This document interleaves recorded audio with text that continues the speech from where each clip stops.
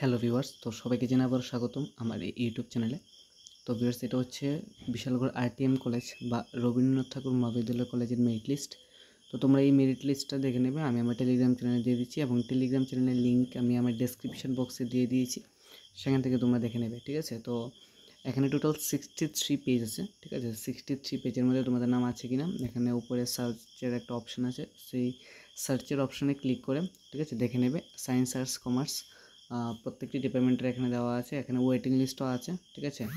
তো এই waiting list থেকে তোমরা দেখে নেবে এবং তোমাদের যাদের যাদের মেরিট লিস্টে নাম আছে তোমরা দেখে নেবে। ভর্তির ডেট হচ্ছে 13 তারিখ থেকে 18 তারিখ পর্যন্ত।